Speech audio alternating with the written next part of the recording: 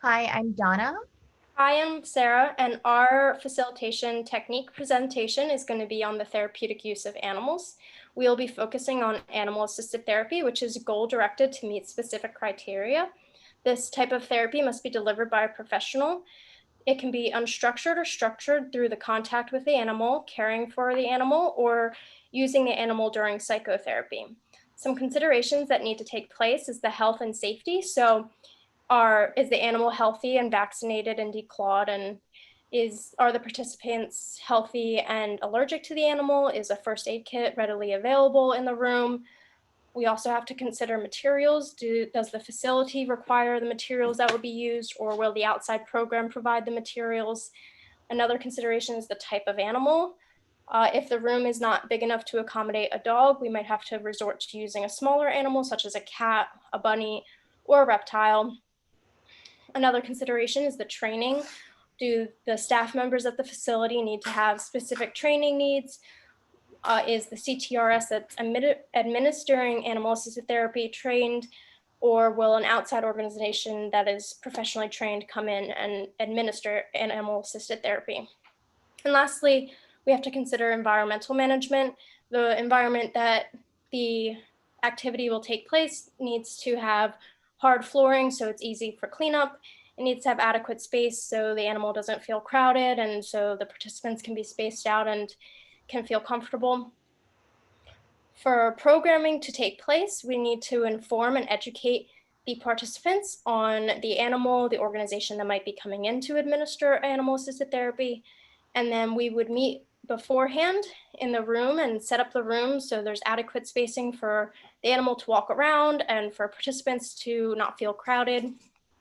And for the first session, we would do an introduction where the handler or the trained animal assisted therapy handler would come in and introduce the animals to the participant and make sure that it's a good match for everybody. And then, as long as all of those go well, we would implement techniques to meet specific treatment goals.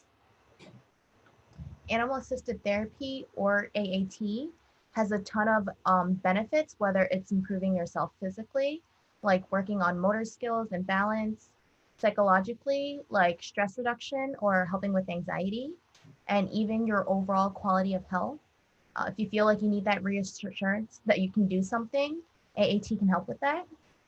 There are a number of animals that can be used in a therapeutic way. One of the most common ones you've probably seen are dogs. You might have seen them in hospital settings, rehab centers, and even schools.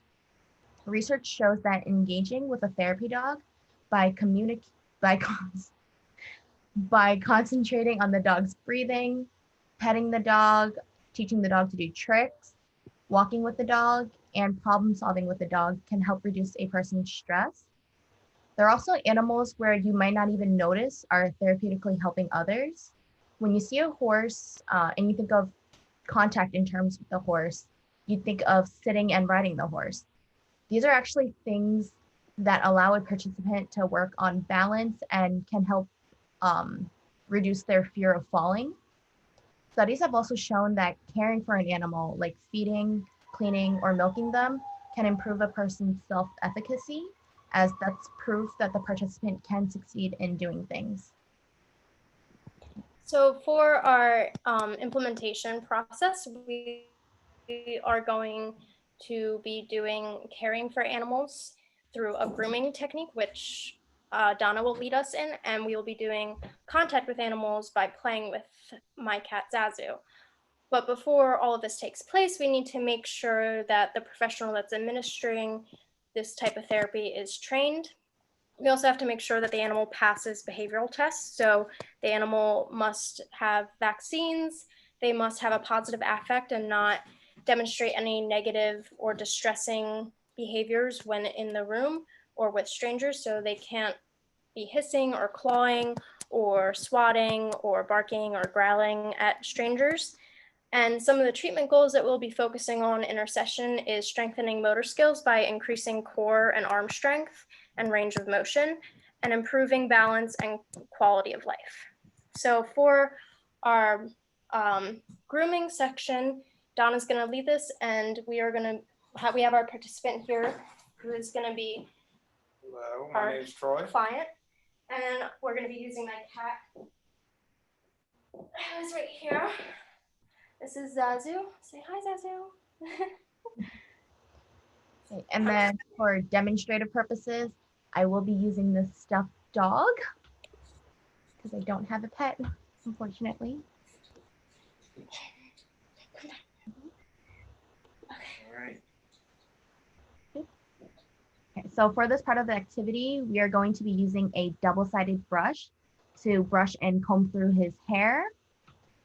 You want to pay attention to what type of animal you have and how long their fur is and how thick it is. So I noticed that Zazu has really long and thick hair. So you would want to use the metal bristles on the brush. Yes. Okay. And to begin, to begin, you want to just lightly brush through his fur. Okay. And because he's wearing a harness, you want to focus on his face area and the sides of him. You want to be cautious of his face as his eyes and his ears are sensitive. So you want to focus on the other part. Okay. And then this activity is great for both the participant and the animal, as it allows the participant to work on motor skills like being able to grasp and brush. And it's great for the pets as you are making sure their fur doesn't get matted.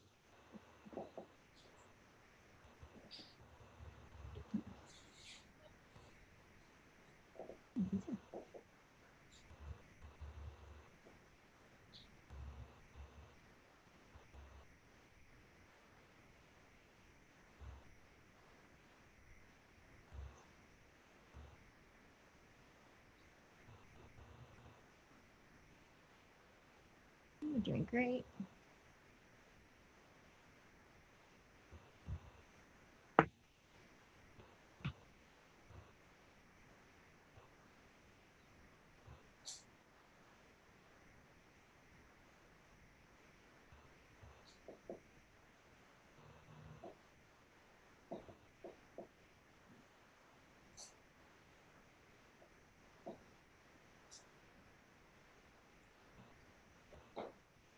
You can actually, with the brains out, see that. You can actually conclude the grooming portion, and Sarah can now introduce the play part of this activity. So for the playing portion of our activity, we are going to be using this kite on a stick and string. And we are also going to be using a laser pointer. The kite is full of catnip, so hopefully that'll keep him engaged. I'll give this to you. We'll start with the kite first. And you can just swing it in front of his face and get his attention with it. Maybe walk around the room a little bit.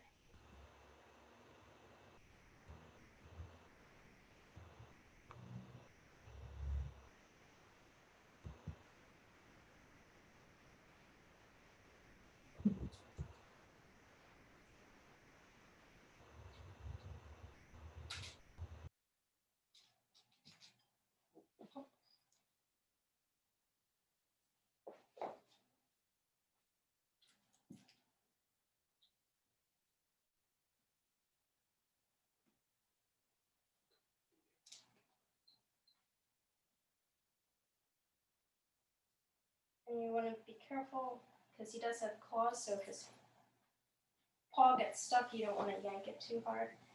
Yeah. You want to try the laser? This? It seems like he's not as interested. Oh, there we go.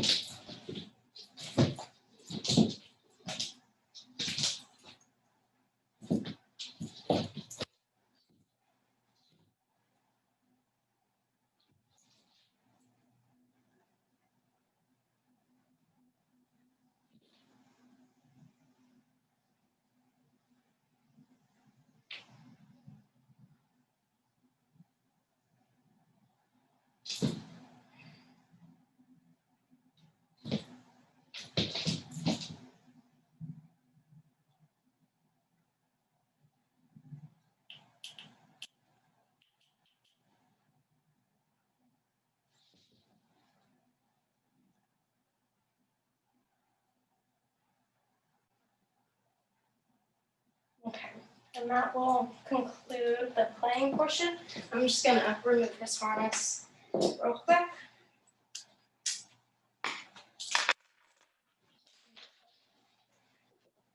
Okay, and now we're gonna talk a little bit more about the activity. Donna, you can go ahead and ask. So Troy, I noticed that during the activity, there were some parts where you seemed a little frustrated. What exactly happened there? So as I was brushing him, he proceeded to keep walking away.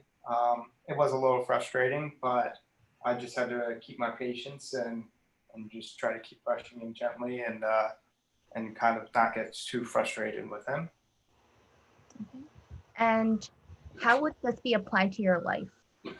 Um, in everyday life, not every task is going to be as simple as you think it may be, and no matter how frustrating you get, you just got to keep pushing on through it and try not to get too overwhelmed. And what if we redid this activity? Are there any suggestions you would have to improve it to make you and Zazu both comfortable? For the most part, I felt very comfortable. It seemed like Zazu was enjoying it as well, so I think he was very comfortable. I would just maybe the harness wasn't very comfortable for him, so we could try it without the harness on, or even we could try using a different type of brush. Maybe the bristles weren't as good for his hair, but overall, I feel like he was very comfortable, and I was very comfortable as well, and it was very therapeutical. That's great. So for the playing portion of the activity, what happened during that you noticed? So when I first tried playing with him with the kite, he seemed like he really wasn't engaged or wasn't interested at all. Why do you when I think was that happened? when I was swinging it in front of him, he wasn't. I don't know exactly why he wasn't engaged, but I ended up trying different methods. Like I put it on the ground and moved it back and forth like it was a snake or something, and then he seemed to like that a little more, I noticed. And after he got bored of that, we went to the laser pointer, and I feel like he was a lot more engaged with that. And what are some ways that you can apply this to your current life or future life? So in life, not everybody's brains work the same way. So the way people perceive things might be different from one person to another, and the way you have to keep people engaged. So you could use multiple different methods on how to teach things, and that would help people be more involved and be more engaged and actually understand what you're teaching them. So I just have a few more questions to ask. I noticed while we were playing with Zazu that you had a pretty big smile on your face. Can you talk about like what happened there? Like what It was was just bringing that? I enjoyed watching him play. He definitely seemed like he was having fun and was very engaged with it, and it was just very fun to watch and made me feel good. So Is there any ways that you can apply that to your life too? just pretty much think about the little things and kind of take joy in every little aspect of life. That's great. Pretty much it. Well, thank you so much for participating. Well, thank you for having me involved. Both really enjoyed you. Do you have any last comments, Donna? Nope, just thank you, Troy, for participating. Thank you, Zazu, for being such a great demonstrator. We'll bring him in one more time to say bye. Bye, everybody. And then thank you everyone else for watching our presentation. Yes, we hope you enjoyed it. Bye.